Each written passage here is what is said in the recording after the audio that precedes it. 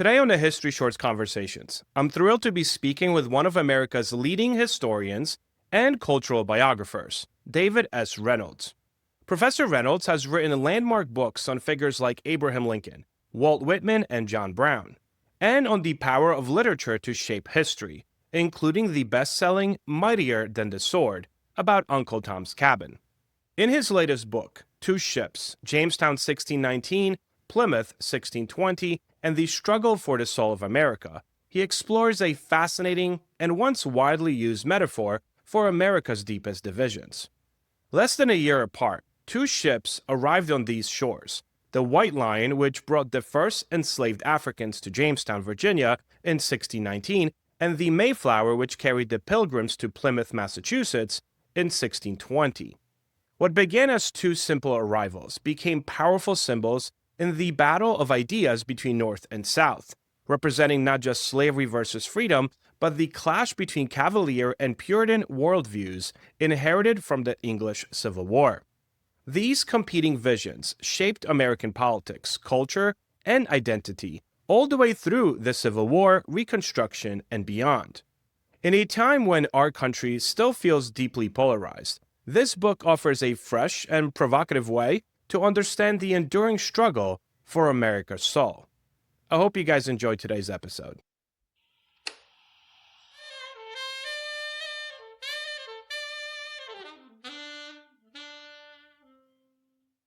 A quick word from our sponsors.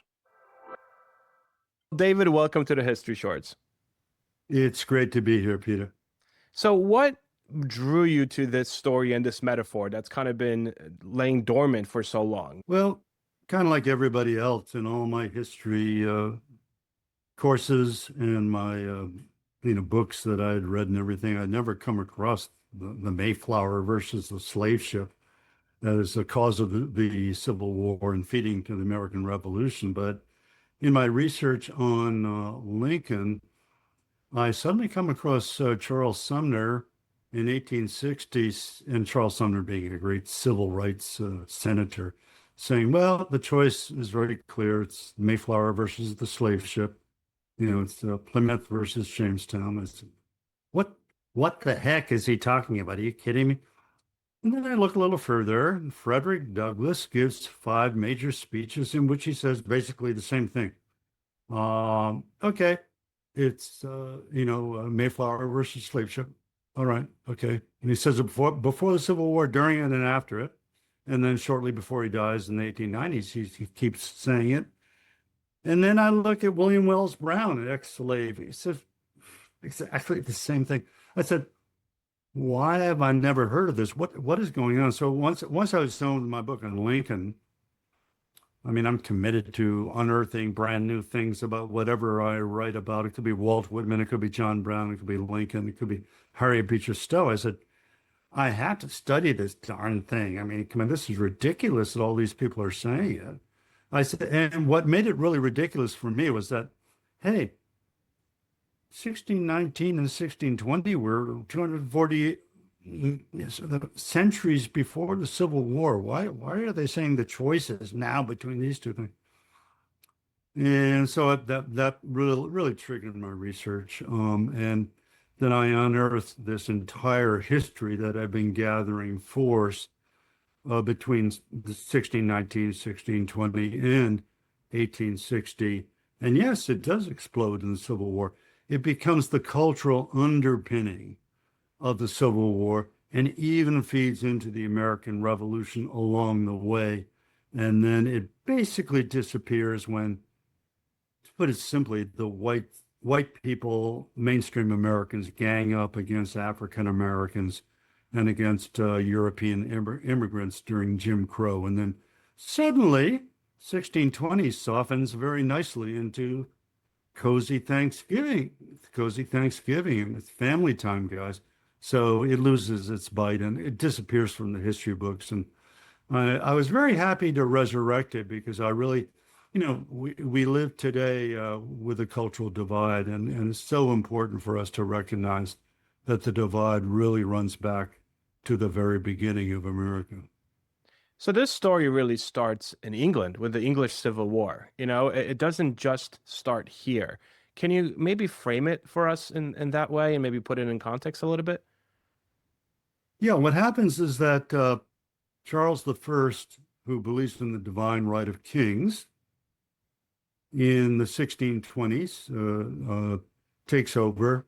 He succeeded James the First and really believed that they were in touch with God.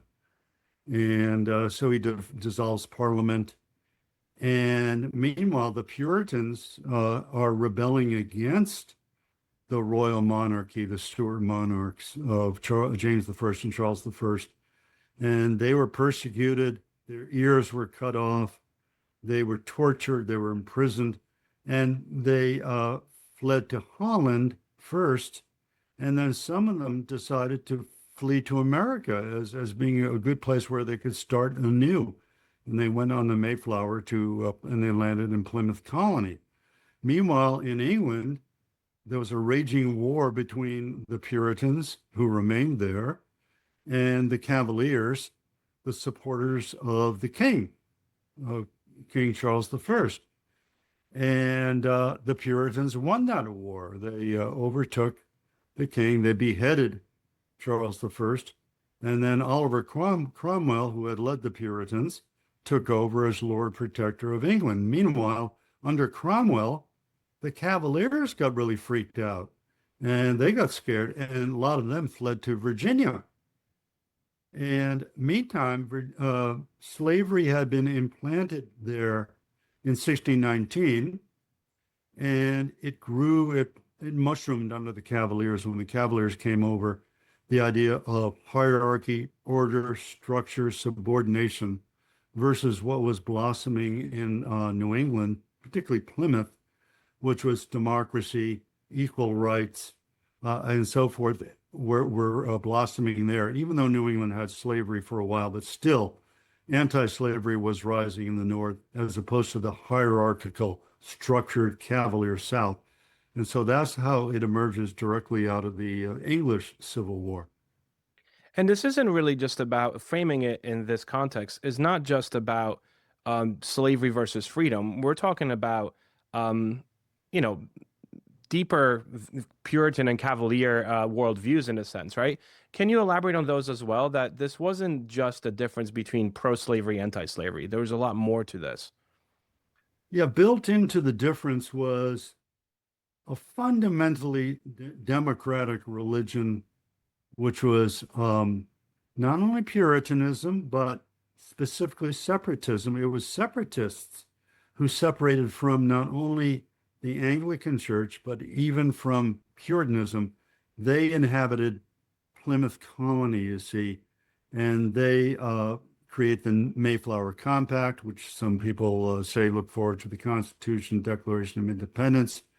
They established the 1636 Law Code, which was very democratic, and a lot of people say that really looked forward to the Constitution.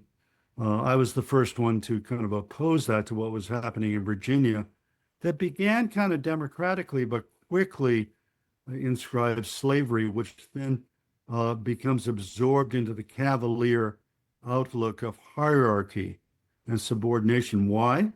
Because the Anglican Church is basically was at that time based on a kind of hierarchy of priests, bishops, with a central organization, and then lower orders all the way down to worshipers and so forth. So the separatists literally overthrew that completely and created a completely new culture, you see, in Plymouth Colony, which is why people like Frederick Douglass looked not to Massachusetts Bay Colony, which was Puritan but not separatist, but to Plymouth Colony and the Mayflower.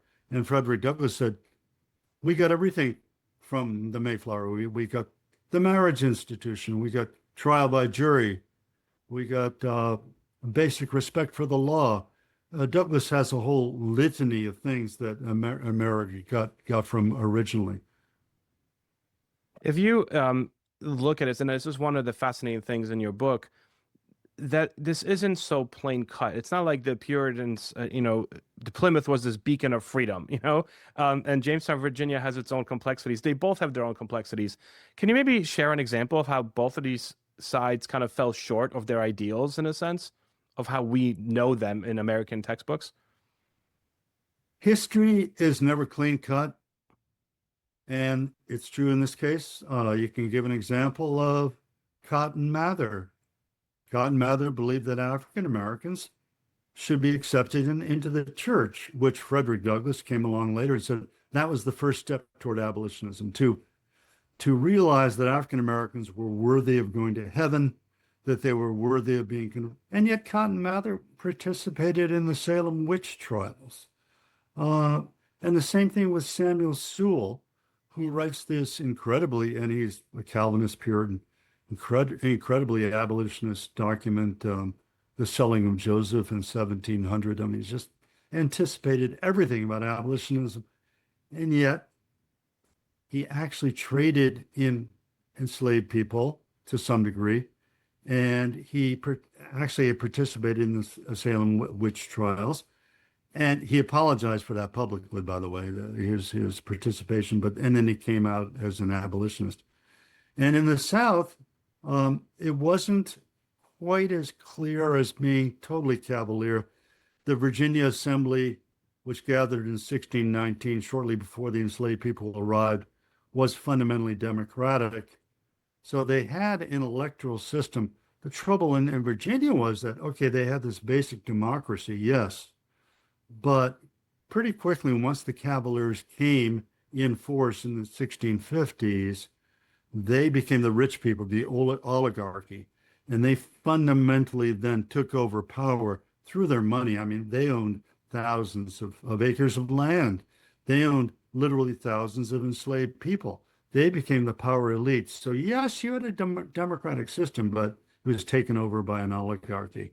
So there were complexities. Why, yeah, why do you think this framework of these two ships became such a powerful rhetorical weapon in the years leading up to the Civil War? Why did they keep on going back to this?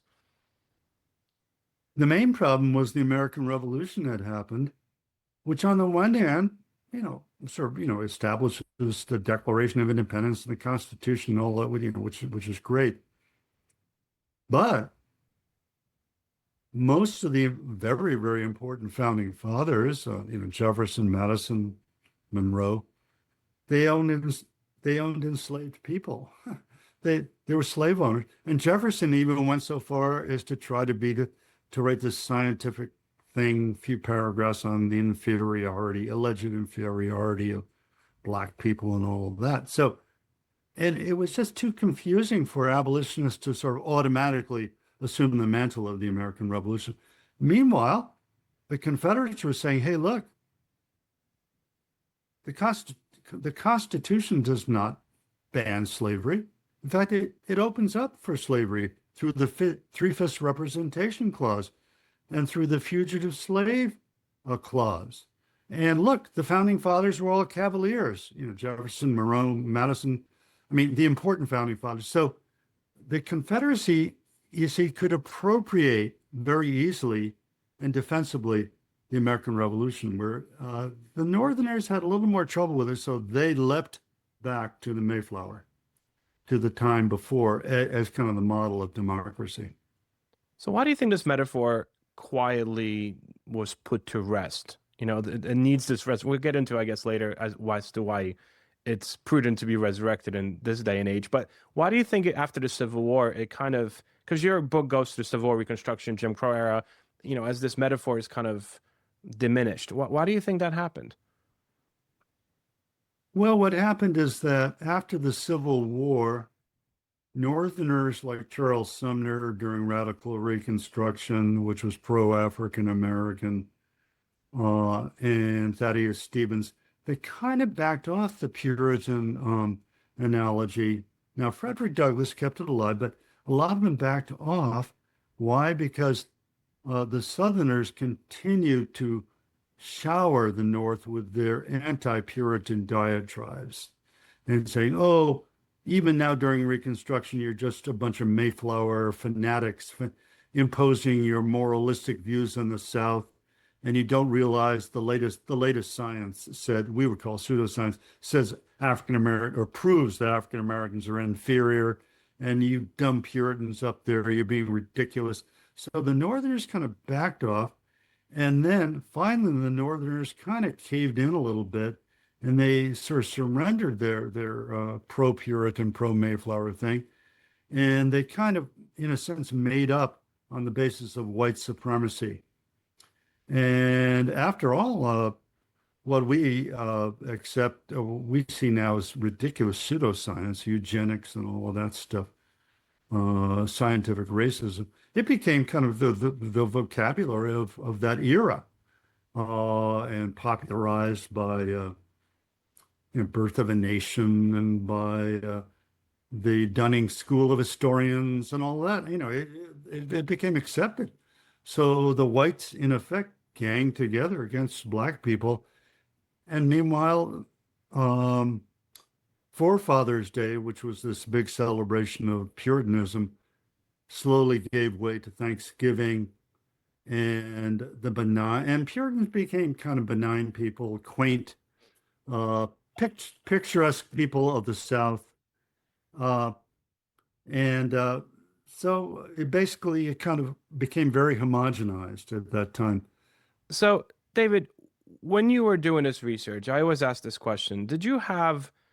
I'm sure there were more than one, but did you have like an aha moment as you're doing this research and you're going through all these sources and looking at it and you're like, wow, like it stopped you, almost like you're the fan of history. You're not just a historian, presenting history, but as a history lover and fan, was there a moment that kind of stopped you in your tracks and you're like, oh, wow, like I didn't know that, or this is cool, or this is why I'm writing this book, one of those aha moments. The aha moment for me was when I read Charles Sumner in 1860 saying, just on the verge of the Civil War, saying the choice is clear now between the Mayflower and the slave ship, between Plymouth and Jamestown. And then I said, did Sumner say this somewhere else? And he said it a couple of times during the Civil War too. The choice remains very clear. It's between the Mayflower and the slave ship. That was my aha moment, and that led me to. I said, who else was saying this? Then I say, Frederick Douglass? Are you kidding me? He was an enslaved person who had so much to talk about. Why is he in his own life? And so, why is he talking about the Mayflower versus the slave ship more than 200 years later? So those were two really huge aha moments. So your book is now finished. What do you hope that the readers in today's very polarized world take away from this book? Perhaps hope or another perspective to look at their current reality. What do you think the message of this book is, and how does it fit to today's world and today's modern reader? The way my book applies to today's modern reader is the following. It's very important for us to know our own American history and to recognize that deep polarization and even deeper polarization has been here before.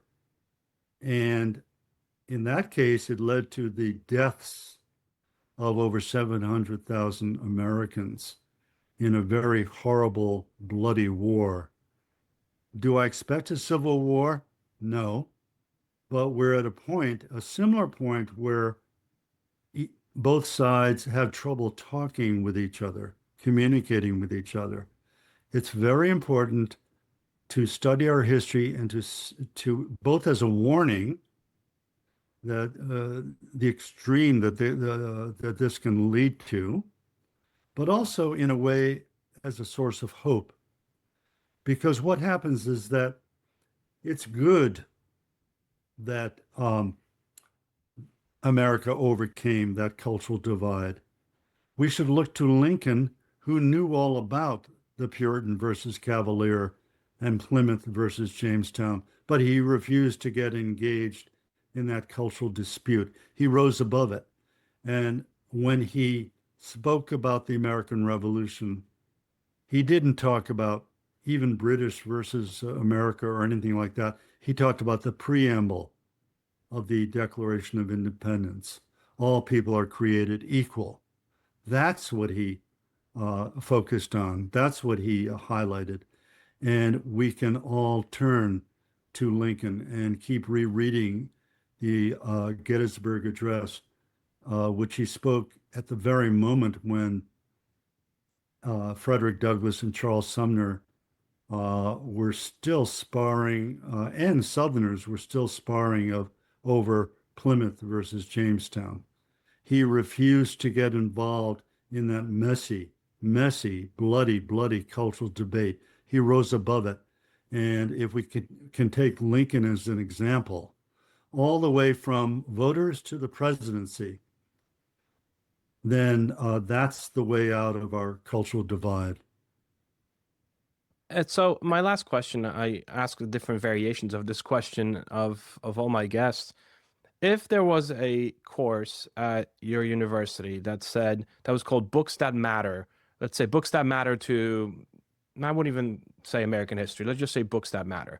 And you're approached as a professor to submit one book or perhaps two books that you would want to submit for this class for this upcoming semester. And the books change every semester, but you have your shot to have these young people in college perhaps analyze one or two books. Can you think of any books that you've read through your entire life that you might say, you know what, I feel like American students should read this book? Yeah, I think the two books that I would choose would be, and now I'm going back to kind of classics here, would be Perry Miller's The New England Mind, which traces Puritanism from an intellectual standpoint and shows the roots intellectually and religiously of Puritanism. And to be perfectly frank, my own book, Two Ships, and the reason I say that is that that's a completely different take on the same territory of Puritanism. It's all about politics and about division and how we overcome division. So, and I think it's important for Americans to be intellectually enriched, but also to know about their political past. That's perfect. Yeah, I think the two companions they would go together perfectly. So that was good. Yeah. David, thank you so much for taking the time today. This really was a great interview. Thank you very much.